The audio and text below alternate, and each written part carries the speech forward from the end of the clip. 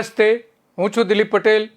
આજે સત્તાને સવાલમાં Rafale deal, Rafale વિમાનો અંગેના કેટલાક સવાલો છે, ખાસ કરીને નરેન્દ્ર મોદીની કેન્દ્ર સરકાર સામે. જે પહેલી વહેલી રાફેલની એક ખેપ આવી હતી 7 વિમાનોની, એ સીધી ગુજરાત આવી હતી જામનગરમાં. એટલે જામનગર સાથે સીધું જોડાયેલું છે રાફેલ વિમાન આ રીતે. અને અહીંથી જ પછી એમના જે એરફોર્સના મથકો હતા ત્યાં મોકલવામાં આવ્યા હતા વિમાનો.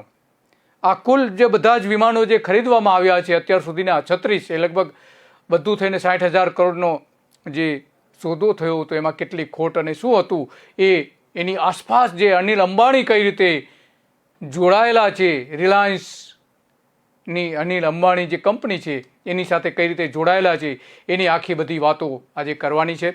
પ્રશ્નો એના માટેના છે કારણ કે ફ્રેન્ચમાં ઓડિટમાં જે કેટલાક ઘટસ્ફોટો હમણાં જે થયા છે એમાં રાફેલ વિમાન ફરી એક વખત ચર્ચામાં આવ્યું છે. અને રાફેલ જ્યારે ચર્ચામાં આવે છે ત્યારે હંમેશા માટે નરેન્દ્ર મોદી સામે આંગળી ચીંધાય છે અને અનિલ અંબાણી સામે આંગળી ચીંધાય છે. તો આ બધી જ બાબતોમાં અનિલ અંબાણીના કેવા પ્રકારના એના સંકળાયેલા છે આ સોદામાં, એની તમેના અનેક પ્રશ્નો એની સામે ઊભા થાય છે. ખાસ કરીને ફ્રેન્ચ મીડિયામાં જે કેટલાક અહેવાલો હમણાં આવી રહ્યા છે, એમાં ભારતની એજન્સીએ કોઈ પગલાં આજ સુધી લીધા નથી. જે કંઈ એમાં વિગતો જે બહાર આવી છે એમાં ફ્રેન્ચમાં તપાસ પણ શરૂ થઈ છે, જેમાં ફ્રેન્ચ રાજકારણીઓને ન્યાય પ્રણાલીની સાથે પણ એની સાથે જોડી દેવામાં આવી છે. હકીકતોમાં ફ્રાન્સમાં 2018માં એક એજન્સી પાર્ક વેટ નેશનલ ફાઇનાન્સિયર કરીને એક એજન્સી છે, ફ્રાન્સ સરકારની પોતાની તપાસ એજન્સી, એણે કહ્યું હતું કે આ સોદામાં ગરબડ થઈ છે. 2018માં જ કહી દીધું હતું એને, પરંતુ ઓડિટ હાથ ધરવામાં આવ્યું અને આ બાબતો જાહેર થઈ હતી. બધી જ બાબતો ત્યાર પછી નીકળી હતી એક પછી એક. ભેટવાળી રકમ પણ નીકળી હતી 8 કરોડ રૂપિયાની, જેની ભેટ આપવામાં આવી હતી, એ પણ એક આમાં બહાર આવી હતી, જેનો જવાબ આજે પણ નરેન્દ્ર મોદીની સરકારે આપ્યો નથી કે વિમાનો ખરીદવા માટે આ જે ભેટ આવી હતી, કરોડો રૂપિયાની ભેટ આપી હતી, એ ક્યાં ગઈ. વિમાનનો જે એકાએક ભાવ વધી ગયો હતો, 1100 કરોડ રૂપિયા એક વિમાનનો ભાવ 3 ગણો થઈ ગયો હતો. અને એમાં 1100 કરોડ રૂપિયા વધારાના ચૂકવાયા હતા એક વિમાન દીઠ. આવા 36 વિમાનો ખરીદવાના થાય છે. તો એમાં શું થયું છે, એ રકમની આખી જે વાત છે એ આજ સુધી નરેન્દ્ર મોદીએ જાહેર નથી કર્યું કે આ એકાએક રકમ કેમ વધી ગઈ. ભારતીય કંપની ડેફિસ સોલ્યુશનના ઇન્વોઇસ પરથી બતાવવામાં આવ્યું છે કે તૈયાર થયેલા 50 મોડેલ, અલગ અલગ જે મોડેલ તૈયાર કરવાના હતા રાફેલ અને બીજા બધા, એ મોડેલનો જે અડધો જથ્થો આપ્યો હતો અને દરેક મોડેલની કિંમત 20,000 યુરોથી પણ વધારે હતી. જોકે દસોલ્ટ જૂથે તમામ આરોપો અંગે કોઈ પ્રતિક્રિયા આપી નથી. આ અખબારના અહેવાલોમાં દસાએ પણ કહી શક્યો ન હતા કે તેણે આ ભેટની રકમ કોની અને શા માટે આપી હતી. જેણે ભેટની લાંચની રકમ આપી તેની તપાસ CBI કરવાની હતી. જે વ્યક્તિને લાંચની રકમ આપવામાં આવી હતી એની તમામ વિગતો CBI પાસે આવી ગઈ હતી અને એની તપાસ કરવાની હતી. પરંતુ રાતોરાત એ CBIના ડિરેક્ટર હતા, એની બદલી રાતના 3:30 વાગે નરેન્દ્ર મોદીએ કરી દીધી હતી. લાંચ લેનારો અગાઉ અગસ્તા વેસ્ટલેન્ડ કૌભાંડ સાથેના કેસમાં પણ જોડાયેલો હતો. ફ્રાન્સમાં થયેલ રાફેલ ડીલની 3 ભાગોમાં અલગ અલગ તપાસ કરવામાં આવી રહી છે, જેમાં તે માત્ર પહેલો ભાગની કેટલીક વિગતો આવી છે. બાકીના 2 ભાગની વિગતો શું છે એ હજુ સુધી કોઈ જાણતું નથી કે ખરેખર શું છે એની વિગતો. એ જ્યારે બહાર આવશે, આજ નહીં તો કાલ, એ બધી જ બહાર આવવાની છે, ત્યારે સૌથી મોટા ભૂકંપ દિલ્હીમાં સર્જાવાના છે. સાચી વિગતો જાહેર હવે થઈ શકે છે કે લાંચ કોને આપવામાં આવી હતી. 2016માં ભારત સરકારે ફ્રાન્સથી 36 રાફેલ લડાકુ વિમાન ખરીદવાનો સોદો કર્યો હતો. એમાં 36માંથી 29 વિમાન તો લગભગ મોટાભાગના ક્યારના આવી પણ ગયા છે. 2022માં બધા જ વિમાનોની ડિલિવરી મળી જશે એવા સોદામાં સમય પણ બતાવવામાં આવ્યો છે. ભારતમાં હજી પણ ઘણા વિવાદો થયા હતા. લોકસભાની ચૂંટણી પૂર્વે 2019ની ચૂંટણી પૂર્વે પણ કોંગ્રેસે રાફેલ ફાઇટર જેટ સોદામાં ભ્રષ્ટાચારનો મુદ્દો ઊભો કર્યો હતો અને મોદી સરકારની મુશ્કેલીમાં વધારો કર્યો હતો. ઇવન નરેન્દ્ર મોદી સામે સીધા આક્ષેપો કરવામાં આવ્યા હતા. આ અંગે કોંગ્રેસના જે પ્રવક્તા છે, મુખ્ય પ્રવક્તા રણદીપ સુરજેવાલ શું કહી રહ્યા છે એ પહેલાં આપણે જાણીએ.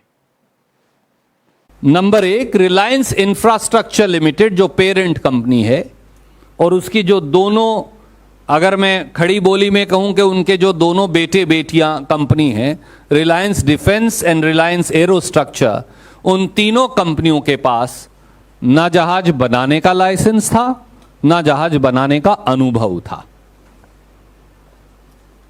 रिलायंस डिफेंस लिमिटेड तो जैसा मैंने दिखाया, प्रधानमंत्री जी की जहाज खरीदने की घोषणा के 12 दिन पहले बनाई गई, और रिलायंस एरोस्ट्रक्चर लिमिटेड प्रधानमंत्री जी की जहाज खरीदने की घोषणा के 14 दिन बाद बनाई गई। यह भी आपको मैंने तिथियां और तथ्य दे दिए हैं। रिलायंस एरोस्ट्रक्चर लिमिटेड को जो लाइसेंस दिया गया जहाज बनाने का, जब यह आवेदन किया उन्होंने 2015 में, उनके पास ना जमीन है ना बिल्डिंग है। तो आवेदन कैसे किया और लिया कैसे? क्या हवा के अंदर आप जहाज बनाने का लाइसेंस दे सकते हैं? दिया भी संयोग से निर्मला सीतारमण जी ने ही, वाणिज्य मंत्री थी। उस लाइसेंस की प्रतिलिपि भी मेरे पास है, वो लिस्ट भी मैं आपको जारी कर रहा हूं। उसके अंदर बाकायदा लिखा है उन्होंने कि लाइसेंस अप्लाई कब किया, किस चीज के लिए लाइसेंस दिया और कब दिया।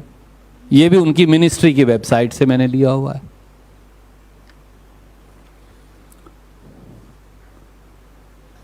रिलायंस एरोस्ट्रक्चर लिमिटेड ने जब लाइसेंस के लिए आवेदन किया तो उसने अपना एड्रेस दिया, और मैं वो एड्रेस पढ़ के बताता हूं क्योंकि बड़ा इंटरेस्टिंग है।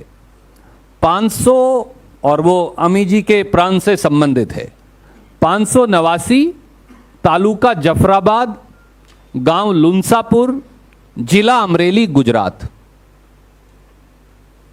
पर उस दिन यहां पर जो कंपनी है थी, जो इस प्रेमिसेस की मालिक है, वो रिलायंस की कंपनी नहीं थी।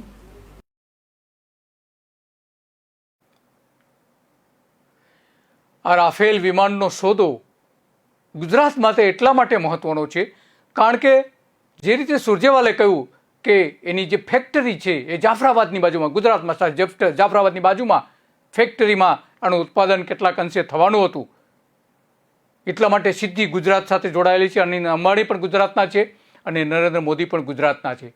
રાફેલ સોદામાં ભાજપ કોંગ્રેસ બંનેના હાથ એમાં કાળા થયેલા હોવાનો પણ અનેક વખત આરોપો પણ થઈ ચૂક્યા છે। બંને પાર્ટી એટલી જ જવાબદાર છે। મોદી સરકારે અનિલ અંબાણીને ખટાવવા માટે દેશને ચૂનો લગાડી દીધો હતો।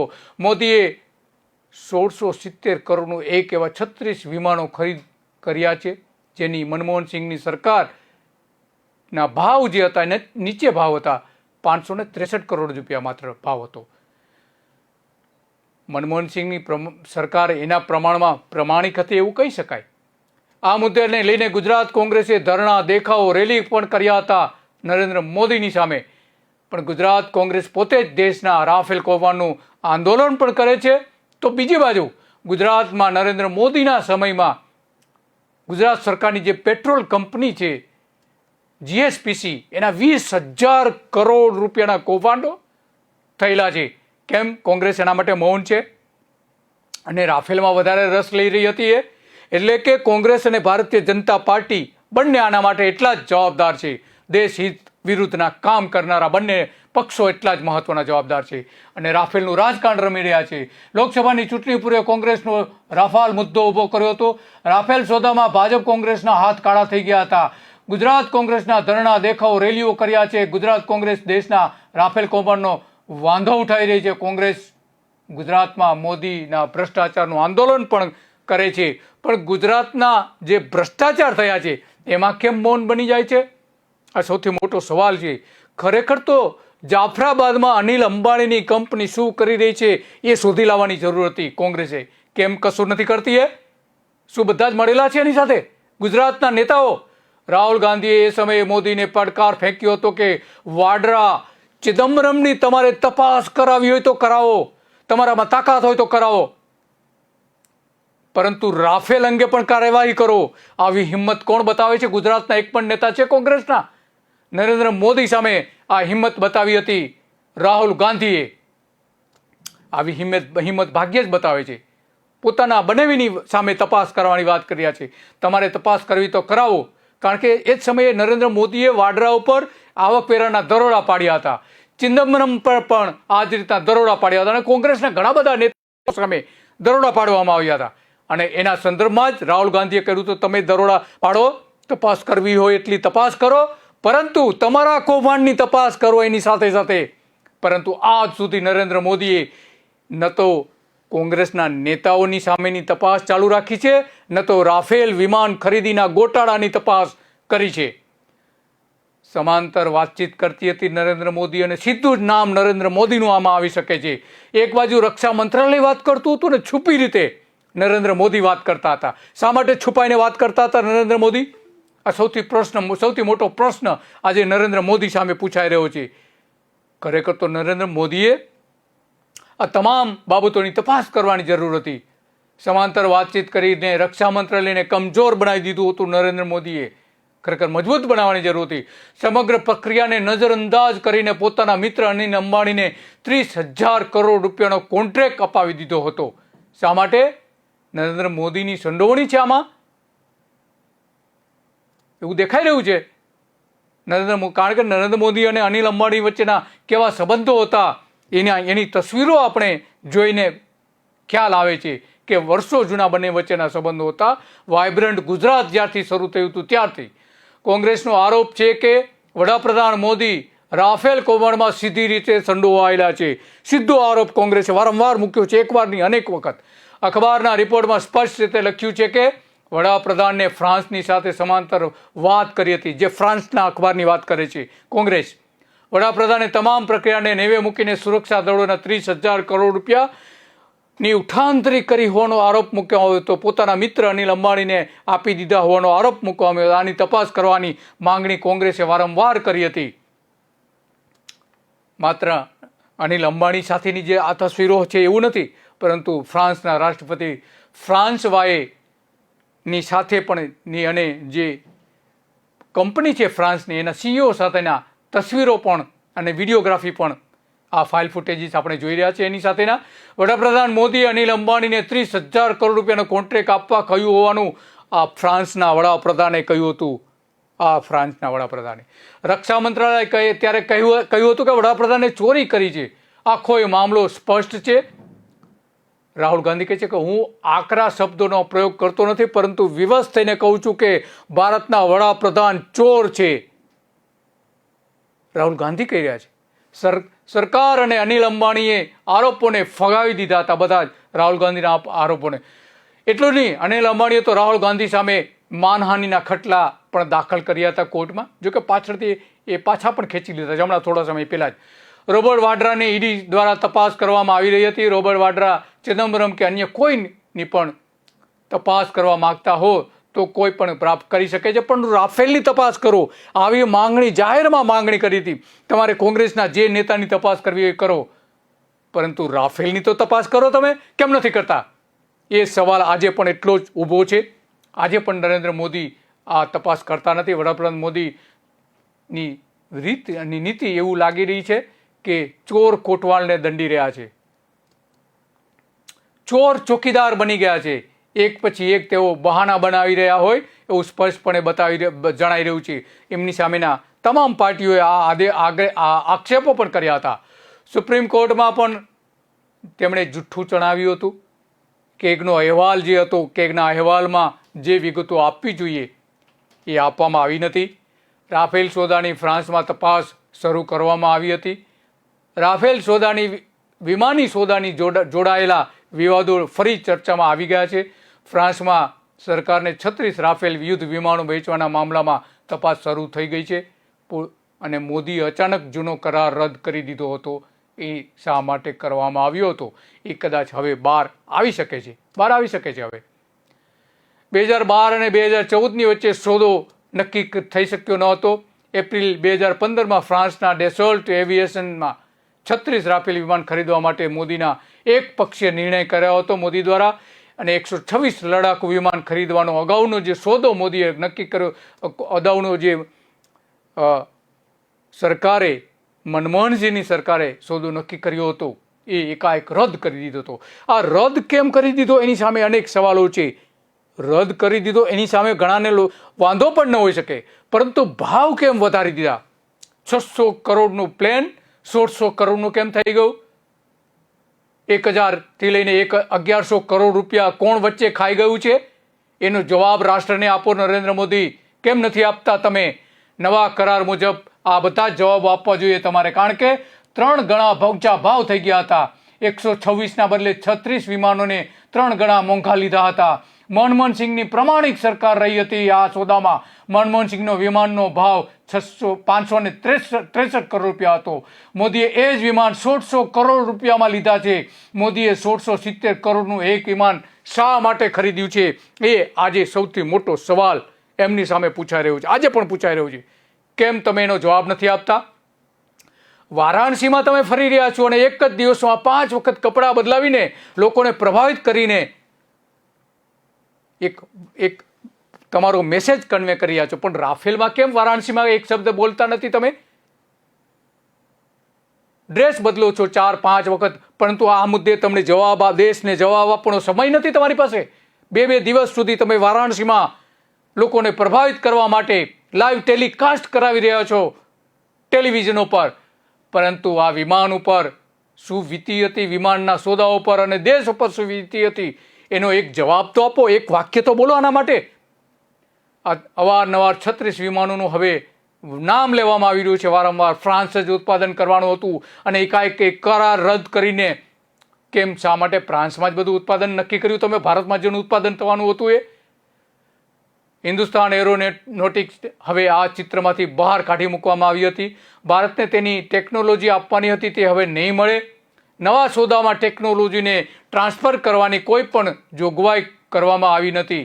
આ સોદાની જાહેરાત પ્રજાની વચ્ચે તો કરો, કારણ કે પ્રજાના 60,000 કરોડ રૂપિયાની કિંમત આ સોદા સાથે જોડાયેલી છે. 60,000 કરોડ રૂપિયા બધા મળીને અલગ અલગ પ્રકારના.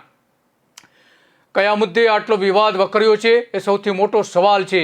પરંતુ મોદી જે વારાણસીમાં ફરી રહ્યા છે, એ વારાણસીમાં ભલે ફરે, લોકોની વચ્ચે ભલે જાય, પરંતુ લોકોને આ સોદાની વિગતોની જાહેરાત તો કરો.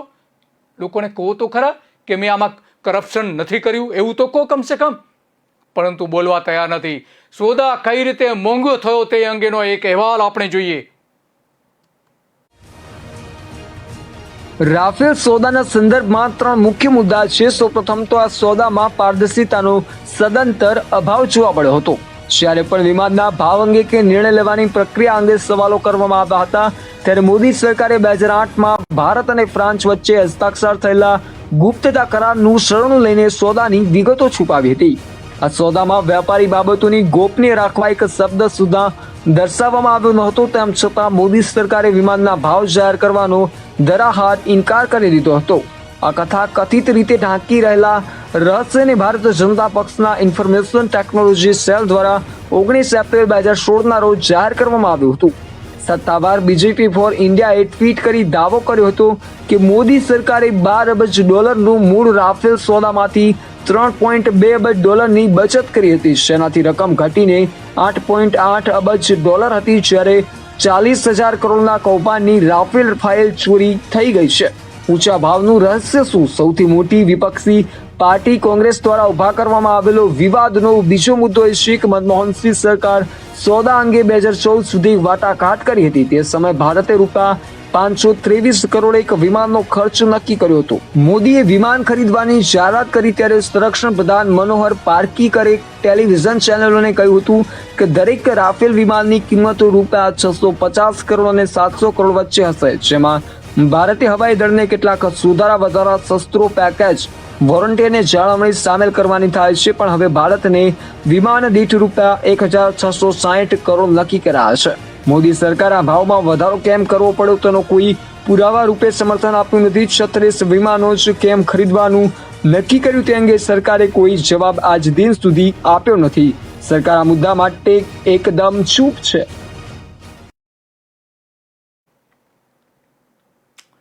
આજે પણ એ સવાલ વારંવાર પૂછાઈ રહ્યો છે કે મોદીએ દેશની સલામતી સાથે કઈ રીતે સમાધાન કર્યું હતું? શા માટે સમાધાન કર્યું? સમાધાન કરવાની જરૂર શા માટે પડી? ભારતીય હવાઈ દળે 42 લડાકુ સ્ક્વોડ્રનની મંજૂરી આપી હતી.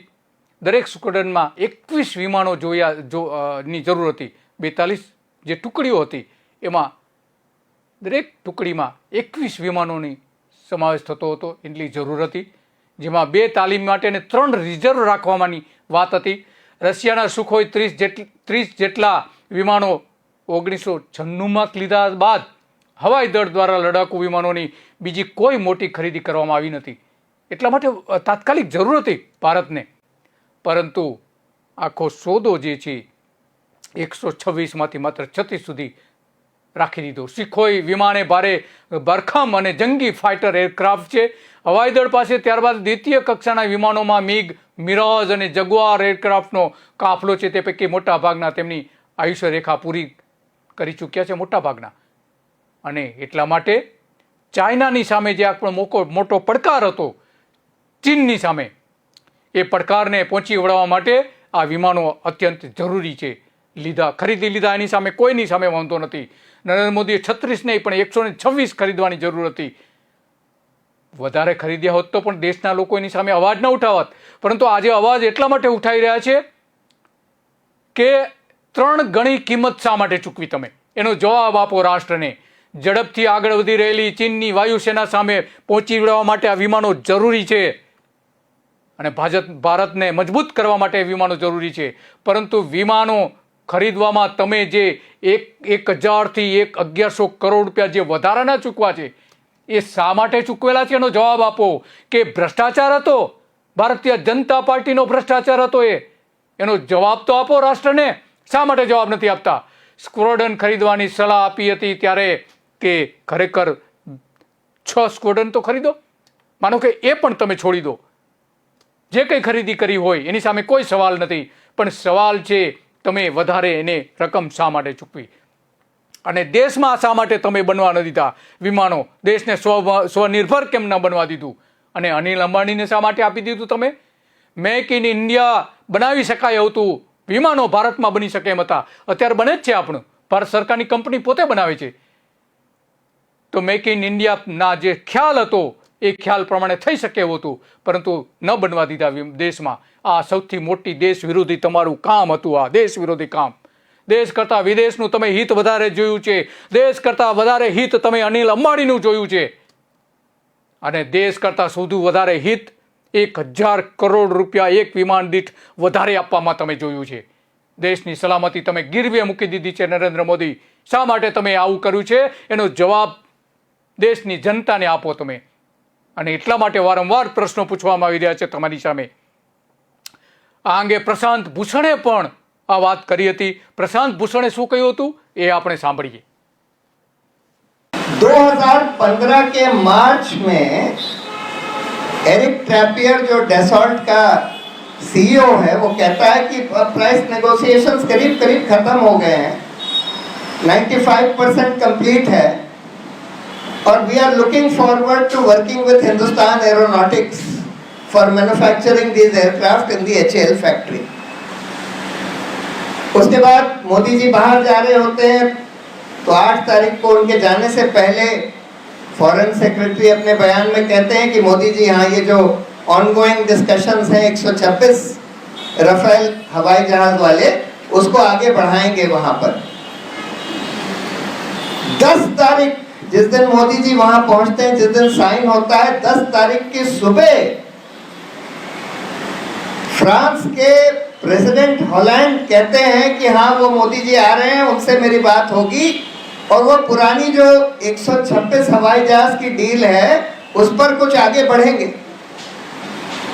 और उस दिन शाम होते होते, सुबह से शाम होते होते एक बिल्कुल वो पुरानी डील को फेंक दिया जाता है, नई डील एक दस्तखत करी जाती है जिसके बारे में हॉलैंडे को भी नहीं पता था, एयरफोर्स को भी नहीं पता था, डिफेंस मिनिस्टर को भी नहीं पता था, पारिकर को भी नहीं पता था, सिर्फ अनिल अंबानी को पता था.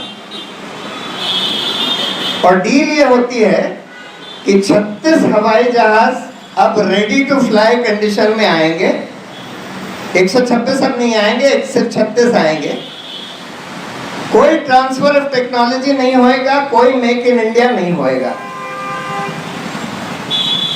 और उसी कॉन्फ़िगरेशन में आएंगे, वही एग्जैक्ट वही वेपन सिस्टम्स, वही चीजें उसमें होंगी हवाई जहाज में जो इंडियन एयरफोर्स ऑलरेडी टेस्ट करके अप्रूव कर चुकी है 126 वाली डील में।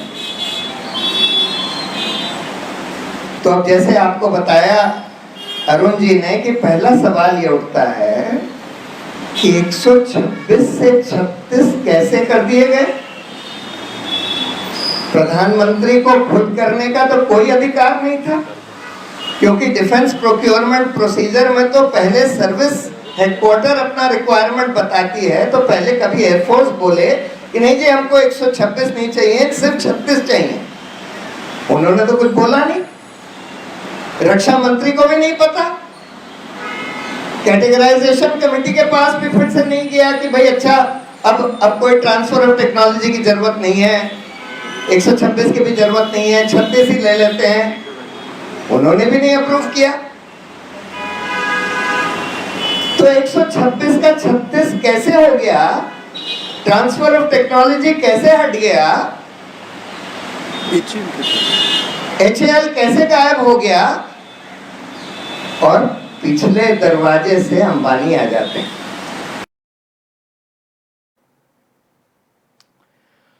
પ્રશાંત ભૂષણ દેશ સમક્ષ સાચી વિગતો રજૂ કરવા માટે જાણીતા છે. સરકાર કોઈની હોય એની સાથે એને કોઈ લેવાદા નથી હોતા, પરંતુ દેશનું જ્યારે હિત સધાતું ન હોય, દેશનું નુકસાન થતું હોય, ત્યારે પ્રશાંત ભૂષણ હંમેશના માટે આવી જ વાતો કરતા આવ્યા છે. આજે એમણે પણ એ જ વાત કરી, એમણે ફાઇલ ફૂટેજીસમાં એ જ વાત કરી રહ્યા છે. એની બંને બાજુ જે બેઠા છે ભારતીય જનતા પાર્ટીના નેતાઓ છે, બંને બાજુ બેઠા છે અને ત્યાં એ સત્ય વાત કરી રહ્યા છે.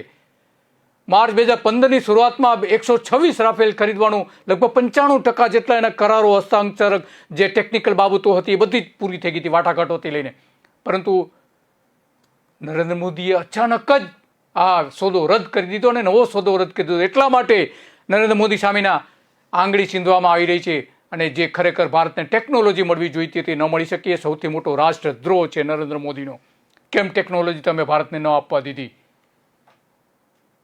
મદાર હતો એના ઉપર, ફેક્ટરીઓ ભારતમાં નાખવાની હતી. સૂત્રાપાડામાં વિમાન હવે બનાવવા તમે આપી દીધું ગુજરાતમાં અનિલ અંબાણીને. દેશની સુરક્ષા મોદી સરકારે આ રીતે જોખમમાં મૂકી દીધી હતી. જ્યારે મોદી સરકારે આ કરાર ફોક કર્યો ત્યારે રાષ્ટ્રીય સુરક્ષા કેવી રીતે અને શા માટે જોખમમાં મૂકવામાં આવી હતી એ સૌથી મોટો પ્રશ્ન છે. ભારતીય હવાઈ દળે 2004થી 2015 સુધીમાં 42 વિમાન સ્ક્વોડની જરૂરિયાત સામે 32 સ્ક્વોડ્સ ખરીદવાનું નક્કી કર્યું હતું અને 32માંથી જે મોદીએ જે નક્કી કર્યા એ 2 તો થતા જ નથી. સ્ક્વોડ્સ 2થી પણ ઓછા થઈ જતા હતા. અગાઉની કોંગ્રેસ સરકારે નક્કી કરેલા સોદામાં યુદ્ધ વિમાનો સપ્ટેમ્બર 2019 પહેલાં જ આવી જવાના હતા. જો કરાર ચાલુ રહ્યો હોત તો નવો કરાર શા માટે કર્યો? હજુ 2022માં એ પૂરું થશે. 3 વર્ષ પાછળ કેમ ધકેલી દીધા ખરીદી? આ સૌથી મોટો સવાલ છે અત્યારે સરકાર સામે, નરેન્દ્ર મોદી સામે. સરકારે હજુ સુધી એ વાત સમજાવી નથી કે વડાપ્રધાન મોદીનો સોદો કટોકટીની જરૂરિયાત કેવી રીતે પૂરો કરે છે. સોદા માટે એવું નક્કી કર્યું હતું કે ભારતને તાત્કાલિક આ વિમાનોની જરૂર છે, પરંતુ પ્રક્રિયા તો લાંબા સમયથી ચાલી રહી હતી. તાત્કાલિક જરૂરિયાત કઈ રીતે ઊભી થઈ શકે, કઈ રીતે કહી શકીએ? એમાં સીધી જ વાત એ હતી કે મિત્ર અનિલ અંબાણીને મોટો ફાયદો મળી શકે એવો હતો, મોટો ફાયદો મળી શક્યો હતો અનિલ અંબાણીને. સરકારીને પણ ખાનગી કંપનીને આ જવાબદારી સોંપી દીધી હતી. એટલે એટલા માટે સવાલો એની સામે પૂછવામાં આવ્યા હતા. એક વધુ નોંધપાત્ર મુદ્દો એ છે કે અગાઉ સોદો નક્કી થયો તેમાં ડેસોલ્ટ કંપનીએ રાફેલ વિમાનના ઉત્પાદનની ટેકનોલોજી ભારતને આપવાની હતી. હિન્દુસ્તાન એરોનોટિક્સ લિમિટેડને, જે કેન્દ્ર સરકારની કંપની છે, પરંતુ એ પણ નરેન્દ્ર મોદીએ આપવાના દીધો. ફાઇટર પ્લેન બનાવી શકે એમ હતું ભારત પોતે, એની ટેકનોલોજી મળી શકે એમ હતી, પરંતુ કશું જ ન થવા દીધું. 36 રાઇફલ એરક્રાફ્ટ ખરીદીને બધું જ ફ્રાન્સને આપી દેવામાં આવ્યું. રકમ તો મોટાભાગે એટલી જ રહી. એક વિમાનની કિંમત 3 ગણી વધારે આપી દીધી. આ અનેક સવાલો નરેન્દ્ર મોદીની આસપાસ સંડોવાયેલા છે, વણાયેલા છે. તેમ છતાં એવિએશન દ્વારા અનિલ અંબાણીની કંપનીને તેના ભારતીય ઓફસેટ ભાગીદાર તરીકે પસંદ કરી હતી. આ સૂચવે છે કે વિમાનની જાળવણી કરવાનું કામ બિન અનુભવી લોકો એવા અનિલ અંબાણીની કંપનીને હાથમાં આપી દેવામાં આવ્યું હતું. આ બાબત જ રાષ્ટ્રીય સુરક્ષાની સામે મોટું જોખમ છે. અને નિર્મલા સીતારામન પણ આના માટે એટલા જ જવાબદાર છે. ફ્રાન્સના સંરક્ષણ સોદામાં ખરેખર ગોપનીયતા કલમ જે હતી કે કેમ એ સૌથી મોટો સવાલ છે. આનું વારંવાર કહેવામાં આવે છે. ત્યારે સીતારામનની આની સૌથી વધારે જવાબદારી હતી આ સંપૂર્ણ બાબતમાં. કદાચ એની પાસે આ વિગતો હોય કે ન હોય કોને ખબર છે. સરકાર વારંવાર કહેતી આવી હતી કે આ ગુપ્ત બાબતો છે સોદાની, પરંતુ વારંવાર એ જ વિગતો સરકાર પોતે પોતાના ડિફેન્સમાં રજૂ કરતી હતી. તો શા માટે ગુપ્ત બાબતો હતી તો વારંવાર એ રજૂઆતો કરવામાં આવતી હતી. ભાવોની વિગતો સરકાર જાહેર કરવાનો ઇનકાર કરી દીધો હતો, પણ ભારતીય જનતા પાર્ટીના ઓફિશિયલ ટ્વિટર એકાઉન્ટ ઉપરથી જ એની ગુપ્ત વિગતો જાહેર કરવામાં શા માટે આવી હતી. 2008માં જે ગુપ્તતાનો કરાર પૂરો થઈ ગયો તેના 2 મહિના પછી તરત નરેન્દ્ર મોદીએ ફરીથી ગુપ્તતાનો કરાર કર્યો હતો. શા માટે કર્યો હતો? આ હસ્તાક્ષર કરવાની શી જરૂરિયાત ઊભી થઈ હતી? આવા અનેક સવાલો નરેન્દ્ર મોદી સામે આજે પણ પૂછવામાં આવી રહ્યા છે અને હજુ પણ ઘણા બધા સવાલો સતત પૂછવામાં આવતા રહેશે. એમાં કોઈ સવાલ નથી. અને આવતીકાલે પણ આ અંગેના કેટલાક સવાલો, વિમાનની ખરીદીના કેટલાક સવાલો પણ નરેન્દ્ર મોદીને, એમની સરકારને, એની સાથે જોડાયેલા અનેક લોકોને, અનિલ અંબાણીથી લઈને અનિલ અંબાણીની કંપની સામેના અને ફ્રાન્સ સામેના અનેક સવાલો પણ જે લોકો વચ્ચેની ચર્ચાઈ રહ્યા છે એ પણ પૂછીશું આવતીકાલે.